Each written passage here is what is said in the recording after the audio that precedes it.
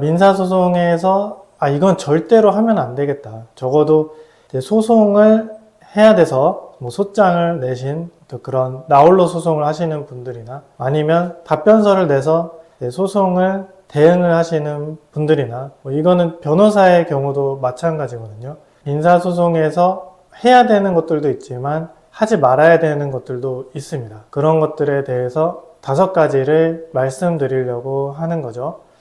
그래서 이거는 그래도 꼭 알고 가셨으면 좋겠다. 일단 하나는 시간에 늦으면 안 되는데요. 그 변론기일은 그 변론기일 통지서라고 해서 그 날짜와 시간 그리고 법정 그 어디서 하는지 이런 것까지 법원이 다 통지를 해주는데요. 근데 이 시간을 보시면 저희가 예약을 하거나 했을 때 뭐 그런 경우는 뭐 4시 아니면 뭐 4시 반 뭐 이 정도로 30분 단위로 시간이 정해지는 경우가 많잖아요. 그런데 변론 기일은 4시 10분 뭐 아니면 4시 15분일 때도 있고 3시 50분일 때도 있고 이렇게 시간을 5분 단위, 10분 단위로 다 정해서 통지를 해주거든요. 이것은 왜 그런 것이냐? 그날 재판을 하는데 하루에도 5, 60건 이상을 재판을 하시기도 하거든요. 그런데 이 정해진 시간에 조금이라도 늦는다. 그러면 판사님이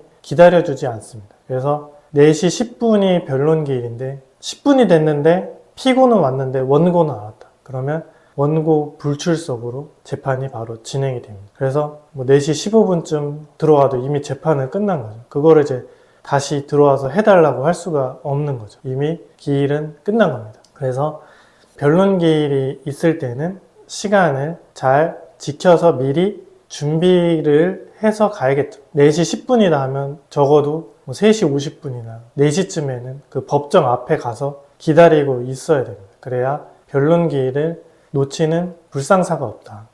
근데 뭐 변론기일 뭐 한두 번 놓칠 수도 있는 거 아닌가요? 뭐 불리한 게 있나요? 매우 불리합니다. 기일에 나오지 않는다는 것만으로도 불리하거든요. 재판이란 것은. 왜냐하면 일단 피고 입장에서 생각을 해보면 어떤 서면을 냈는데 그것에 대해서 판사님이 피고에게 물어볼 수 있는 것이 있을 수도 있는 거고 아니면 어떤 부분을 밝혀봐라 이럴 수도 있고 뭐 사실관계에 대해서 구체적으로 물어볼 수도 있는 겁니다. 그런데 피고가 없다? 그러면 그러한 기회가 상실되는 거죠. 그래서 재판이 어떤 서류를 내거나 증거를 내거나 주장을 더해서 더 진행이 돼야 되는데 재판이 그냥 끝나서 피고가 패소하는 결과가 될 수도 있는 겁니다. 그리고 이제 원고의 경우도 마찬가지인데요. 원고가 소장을 내놓고 재판에 나오지 않았다. 그러면 원고의 경우에는 이런 경우가 2번 된다. 2회 불출석이 된다. 그러면 불출석에 따른 효과로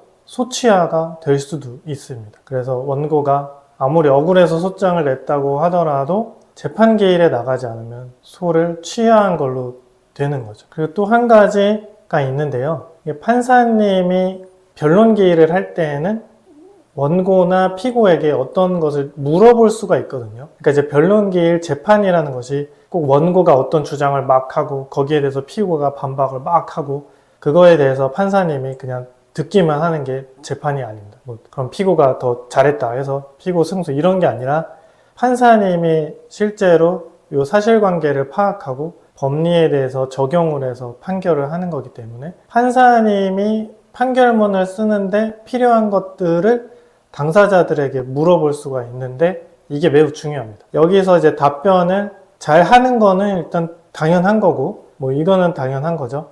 그런데 어떤 거를 이제 요구할 때도 있어요. 그러니까 질문을 하면서 뭐 당사자가 그거는 제가 뭐 계약서가 있습니다. 아니면 어떤 증거를 갖고 있습니다. 영수증이 있습니다. 그러면 판사님이 그거를 다음 기일까지 제출하세요. 이렇게 이야기를 할 수가 있는 거거든요. 그런데 이것을 다음 기일까지 안 해온다. 그러면은 그런 증거가 없다고 판단을 해서 바로 불리하게 판결을 선고할 수도 있는 겁니다. 그래서 판사님이 어떤 질문을 했을 때는 아니면 어떤 요청사항이 있을 때는 그것을 잘 기억을 했다가 최대한 이행을 하려고 하는 노력이 필요한 거죠. 그러면 이제 질문에 대해서 판사님이 어떤 질문을 했을 때 답변도 잘 해야 되고 준비도 잘 해야 된다. 그렇다고 해서 질문을 판사님이 질문은 하지만 판사님은 법률 전문가잖아요. 그러니까 전문가의 입장에서 물어보는 것이 그 원고나 피고가 듣기에는 잘 이해하기가 어려운 경우도 있습니다. 그런데 여기에 대해서 그냥 네라고 답변하면 이게 불리하게 작용할 수 있거든요.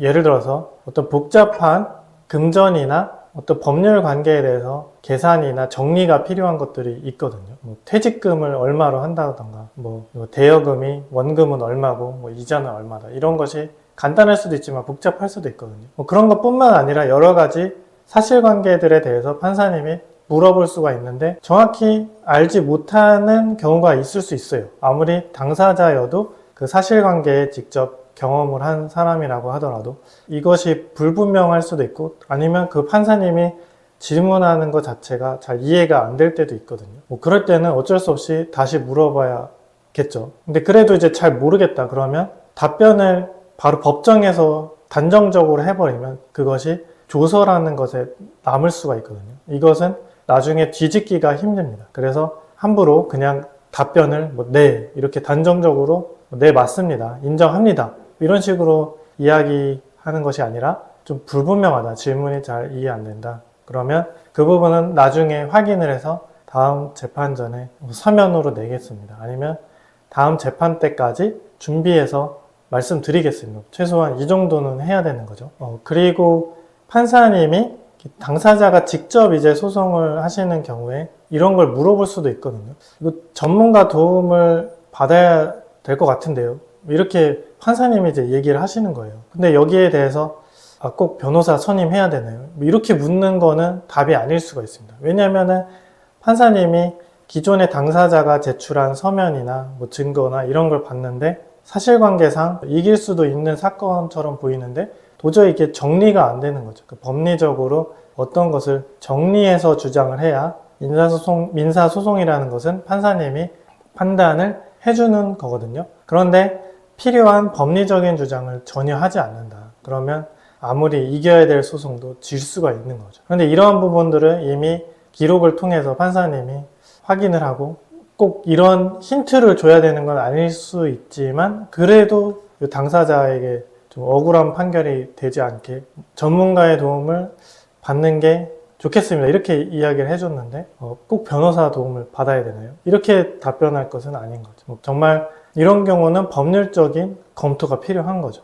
제가 이제 변호사로서 재판을 가면 그 앞사건을 진행하는 거를 보게 되는 경우도 있거든요. 그런데 정말 판사님이 이런 말씀을 하시는 경우가 의외로 많습니다. 잘 준비를 해서 다시 재판이 진행될 수 있도록 해야겠죠. 그 다음에 이제 판사님은 이미 재판 기일에 들어오기 전에, 그 변론 기일에 들어오기 전에, 그 법정에 들어오기 전에 당사자들이 제출한 준비 서면이나 증거나 이런 것들을 다 읽고 오시거든요. 근데 정말 재판이 12일인데 12일 아침에 냈다 이러면 못 보시죠. 그런데 정말 대부분의 경우는 다 서면을 읽고 들어오십니다. 그래서 변론 기일은 그렇게 이제 판사님이 사전에 파악한 어떤 서면이나 주장이나 증거들을 가지고 재판을 하는 거거든요. 그런데 이제 당사자 본인 소송을 하시는 경우에는 이런 부분을 좀 오해하시는 경우도 있는 것 같습니다. 서면을 아무것도 내지 않고 증거는 아무것도 내지 않고 그냥 오시는 거죠. 판사님이 잘 판단해 주시겠지. 물론 그런 생각이 아예 잘못됐다고 할 수는 없지만 적어도 재판이라는 건 사전에 다 준비를 해서 진행을 하는 거거든요. 그런데 이제 그 자리에서 계속 억울한 얘기만 하시고 계속 주장만 하시고 혹여나 또 판사님이 말씀 잘 안 들어주신다고 화내시고 이러시면 안 되는 거죠. 재판이라는 게 사전에 다 준비해서 들어와야 되는 건데 아무런 준비 없이 들어오면 판사님도 이 원고나 피고가 무슨 주장을 할지 알 수 없는 거거든요. 그리고 그 주장을 믿어야 될지 말아야 할지 증거는 있는 건지 없는 건지 그걸 현장에서 판단할 수는 없는 겁니다. 그래서 판사님이 변론 기일 전에 어떤 주장이나 증거들을 보실 수 있게 사전에 변론 기일 전에 다 준비를 해서 제출을 해야겠죠. 그렇지 않고 판사님하고 막 싸운다, 그날 가서 싸운다 이런 것은 전혀 불필요한 것이고 오히려 재판 결과에 해가 되는 행동인 겁니다. 그래서 이제 변론 기일에 대해서 지금까지 말씀을 드려봤는데요. 그러니까 좀 중요한 것들이 있는 거죠. 그게 많지는 않습니다. 그래도 이 기본적인 것들 잘 생각해 보시면 이게 꼭 필요한 거겠구나 이렇게 생각이 드실 수가 있습니다. 이런 부분들은 변호사도 꼭 알아두는 내용이고 어디 로펌에 입사를 할 때도 처음 단계에서 다 교육을 받는 것들이거든요. 그래서 만약에 이제 홀로 소송을 하신다 그러면 이러한 부분들 꼭 알아두셔서 불필요한 낭패를 겪지 않으셨으면 좋겠습니다. 궁금하신 것이 있으면 댓글로 남겨주시면 최대한 성실하게 답변해 드리도록 하겠습니다. 지금까지 김영원 변호사였습니다.